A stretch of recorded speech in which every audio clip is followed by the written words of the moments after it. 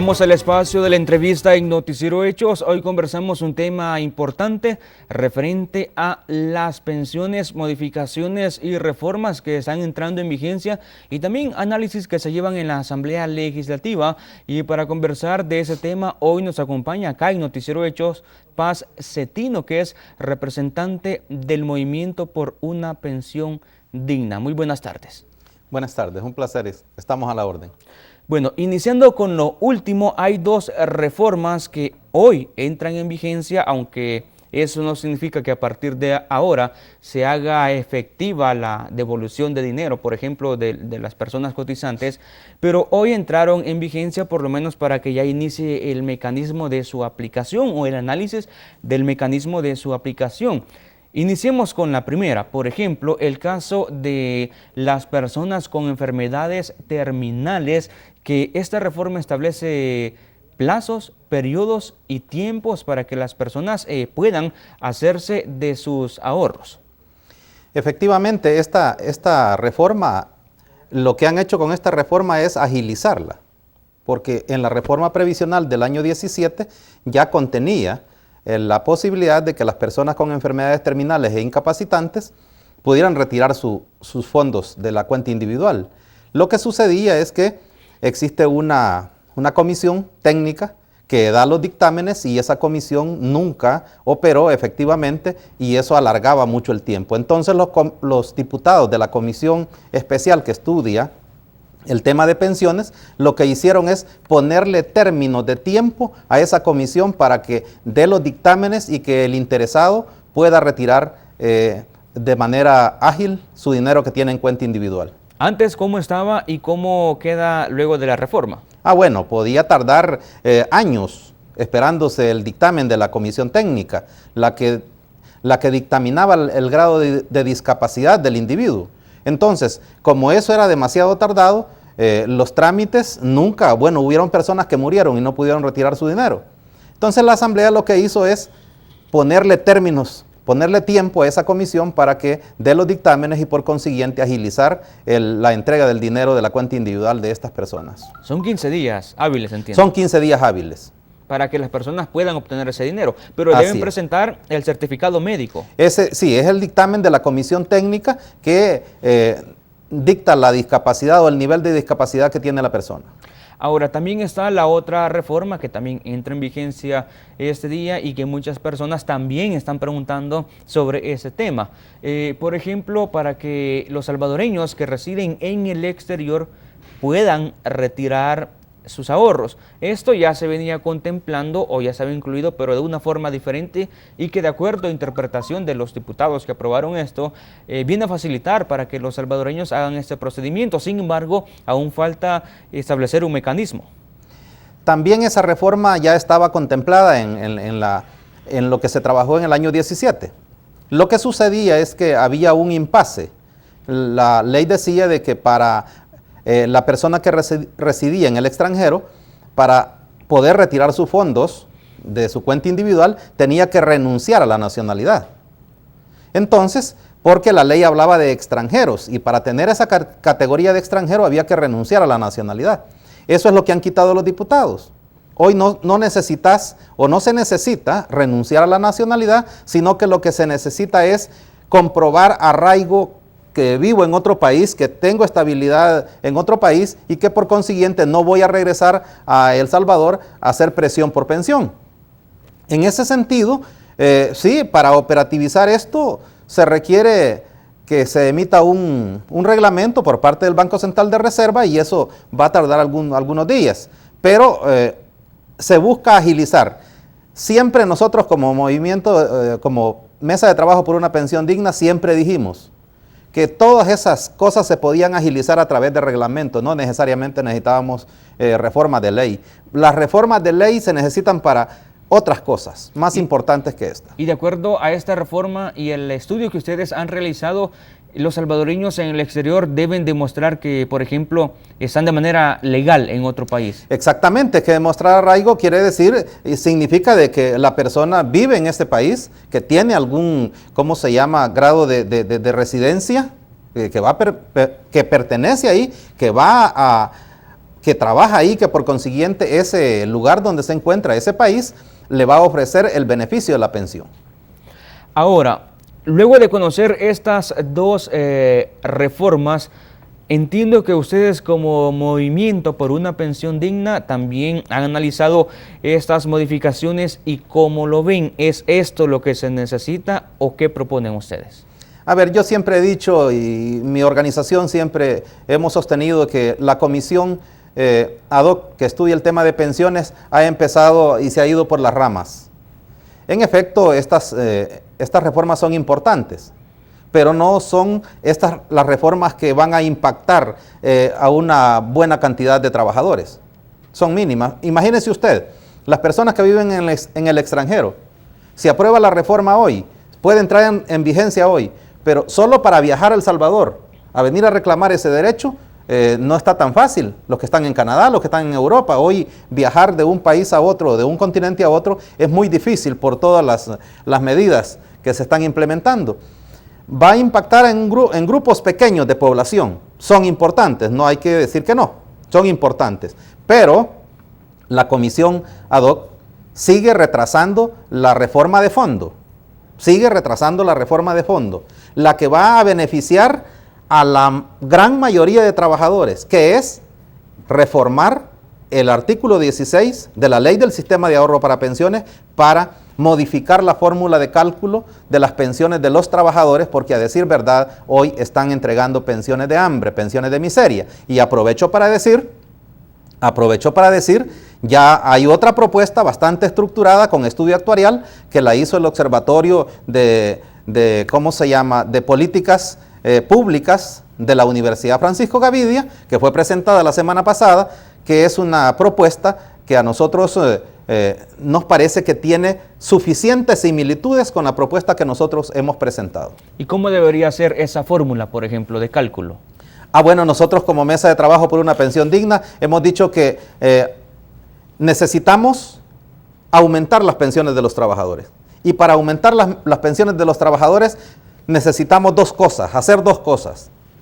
Primero, bajarle la comisión que se paga a la AFP, bajar del 1.92 al 1.40 para que ese 0.5 que se ahorra ahí, pasarlo para aumentar pensiones. Y en segundo orden, el gobierno, que es el que más usa el dinero de los trabajadores, son 8.000 millones de dólares los que están prestados al gobierno, que nos pague un interés de mercado para elevar también, para hacer posible que las pensiones de los trabajadores sean suficientes. En ese sentido, nosotros proponemos que una persona que se pensione con 25 años de servicio pueda tener una tasa de reemplazo equivalente al 65% de su salario básico regulador, y una persona que trabaje 35 años o más que se pueda ir con un 75% de su mismo salario básico regulador. Con esta propuesta que hemos hecho nosotros, que es muy similar, se acerca mucho, se ajusta mucho a la que ha hecho el Observatorio de la Gavidia, creemos que los diputados ya no pueden seguir dilatando el tiempo y es urgente que dictaminen sobre esa reforma de fondo. Pero estas observaciones, ¿se las han hecho llegar ustedes a la comisión? ¿Se las han recibido en la asamblea o qué les han dicho? No, la comisión ad hoc tiene todos los insumos necesarios ya, Raúl. Nosotros fuimos los primeros en hacer la presentación de nuestra propuesta, después han venido una cantidad de entidades, pero nosotros como Mesa de Trabajo por una Pensión Digna estaremos nuevamente el próximo martes en el afán de explicar que en esa comisión solo hay dos propuestas que tienen sustento actuarial y técnico, que es la propuesta que hemos hecho nosotros como Mesa de Trabajo por una Pensión Digna y la propuesta que hoy incorpora el Observatorio de Políticas Públicas de la Universidad Francisco Gavidia, y que por consiguiente ahí se encuentran los elementos suficientes y los elementos necesarios, el estudio actuarial y todo lo que se necesita o todos los insumos que necesita la comisión para dictaminar cuanto antes la reforma que va a impactar o que va a significar aumentar la pensión de los salvadoreños. Usted mencionaba un punto de los 8.000 millones de dólares. Recuerdo que hace un par de años una resolución de la Sala de lo Constitucional ordenó a la Asamblea Legislativa y al gobierno, obviamente, hacer las modificaciones para que se pague por el uso adecuado de estos recursos, porque los intereses que se estaban otorgando por utilizar estos fondos no van de acuerdo a lo que paga, por ejemplo, el gobierno por utilizar recursos o dinero que dan organismos financieros internacionales. Fíjese que los distintos gobiernos, y especialmente los gobiernos del FMLN, fueron los que más abusaron de nuestros fondos. O sea, nuestro dinero para la administración del FMLN era dinero barato. Usted recuerda que cuando se empezó a prestar el dinero a través del FOB, la tasa de interés que se pagaba era la tasa LIBOR más 1.25. En realidad, nuestro dinero ganaba el 6,75% de interés. El problema es cuando la tasa LIBOR se desploma y cae a cero y se quedan pagando 1.25 de interés a nuestro dinero. Ahí nuestras cuentas prácticamente se fueron a pique. Cuando a organismos internacionales se les pagaba hasta el 7 y el 8. El valor de mercado, el interés de mercado era del 8 hasta el 12%. ¿Por qué nuestro dinero entonces se le siguió pagando el 1.25? En ese momento era el presidente Mauricio Funes. Y en vez de elevar, ante la caída de la tasa LIBOR, en vez de elevar el interés de nuestro dinero, lo que hizo es, como había dinero barato, agarró más dinero de nuestras cuentas individuales. Por eso es que las cuentas individuales de cada uno de nosotros nunca aumentaron.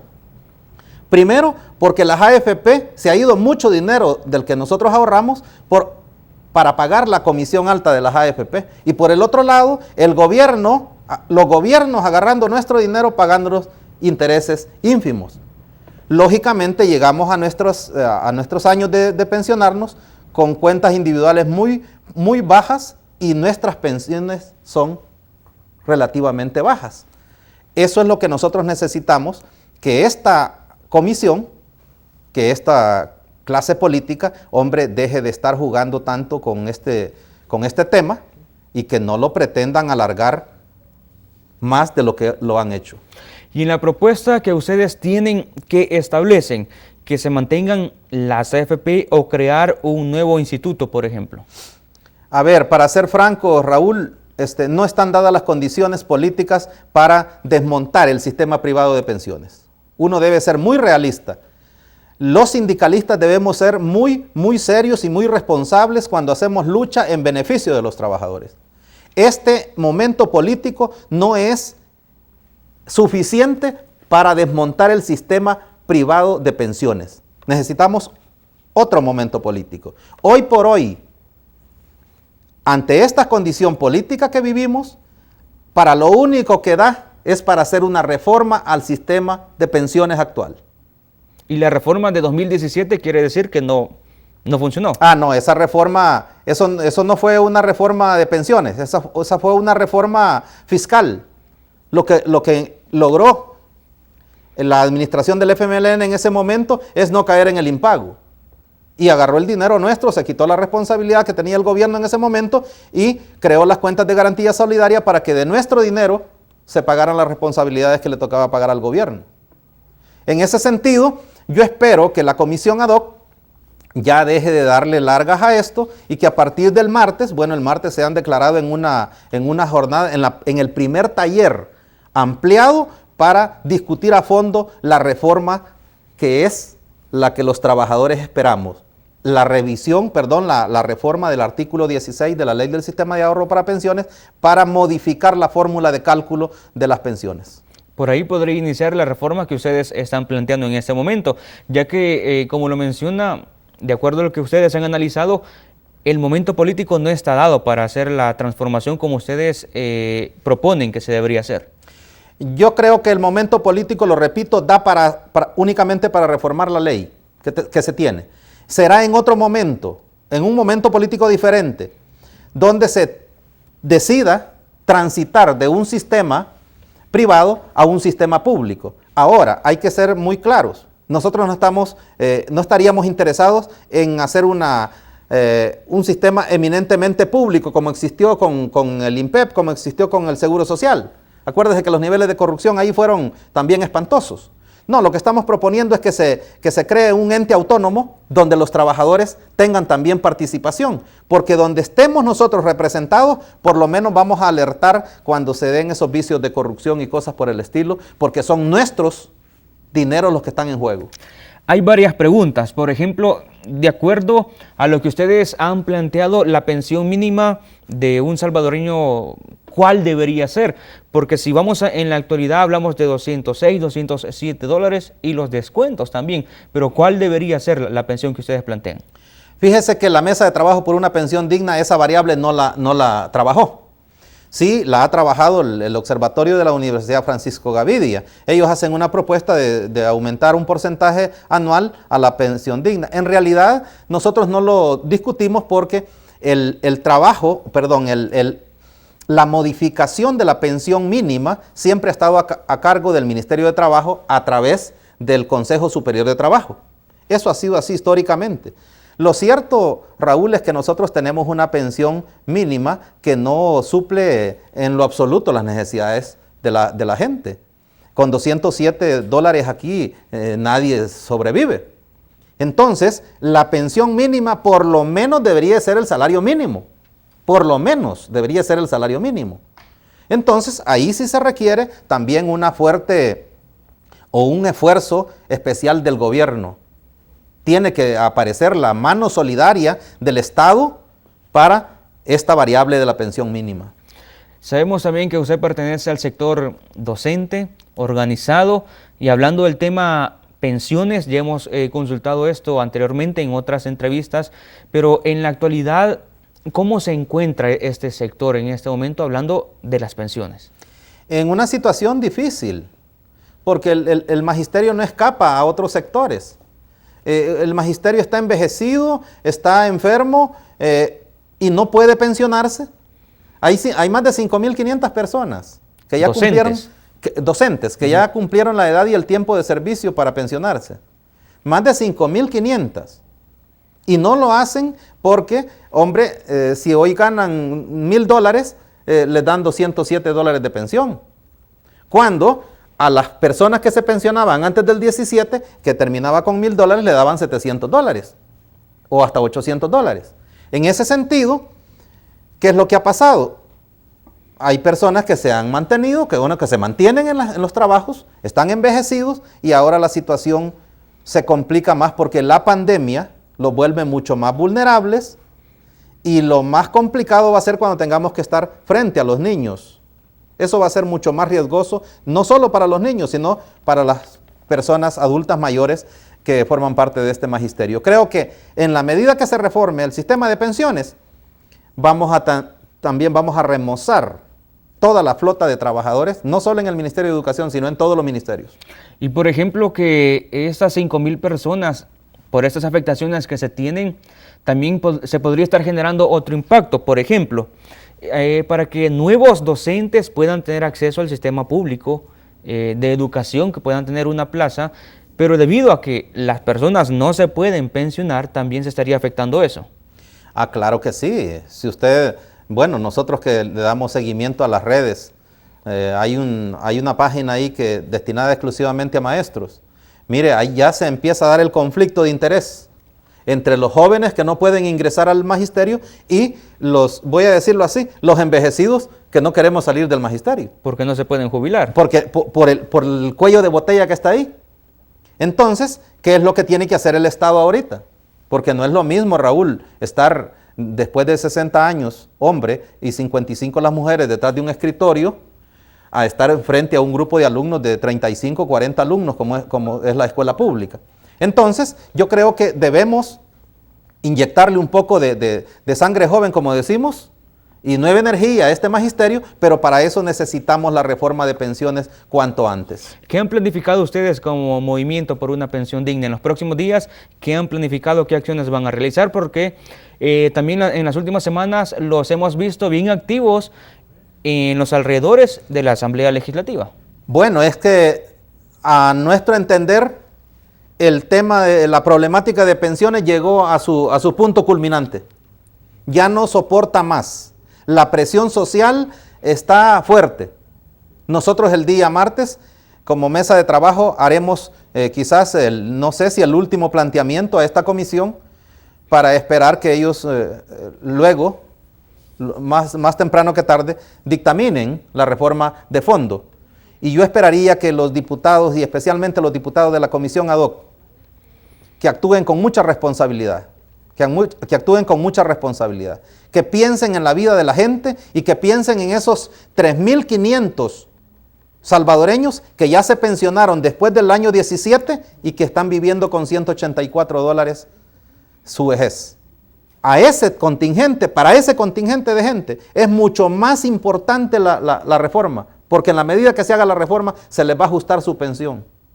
Entonces, los diputados tienen que ponerse, aunque sea una vez en la vida, en los zapatos de los trabajadores, porque ellos están acostumbrados a hacer las cosas pensando en sus momentos políticos. Pero para nosotros esa situación no es así. Nosotros vivimos el día a día en esta calamidad en que nos han dejado ellos mismos. Hay datos, por ejemplo, de Asafondos que plantean que al menos 100,000 personas dejaron de cotizar durante la pandemia que hemos vivido este año. ¿Y cómo ven ustedes esta situación? ¿Cómo impacta también a los cotizantes y a las personas que dejaron de cotizar por estas afectaciones que se han tenido? Ese es un fenómeno que se produjo en todo el mundo, Raúl. Eso no es una exclusividad del Salvador. Aquí se juega mucho con números. Unos hablan números demasiado altos, unos más conservadores, etcétera, etcétera. Lo que estamos claros es que los sistemas de pensiones fueron impactados en todo el mundo y tiene que ver con los altibajos que muestra la economía en cada uno de los países. Nosotros estamos en esa crisis. Es cierto, hay una buena cantidad de personas que dejaron de cotizar, perdieron los empleos, cerraron los empleos, pero también es cierto que empieza la economía a recomponerse y nosotros esperamos que a más tardar marzo o abril del próximo año se hayan recuperado la mayor parte de empleos que fueron perdidos. Dios quiera y Dios nos acompañe para que logremos controlar, mantener la pandemia un poco controlada. Bueno, queremos agradecerle por habernos acompañado esta tarde en el espacio de la entrevista de Noticiero Hechos sobre este tema importante, el tema de la reforma al sistema de pensiones. Un saludo y estamos a la orden. Y así vamos a un corte y ya volvemos.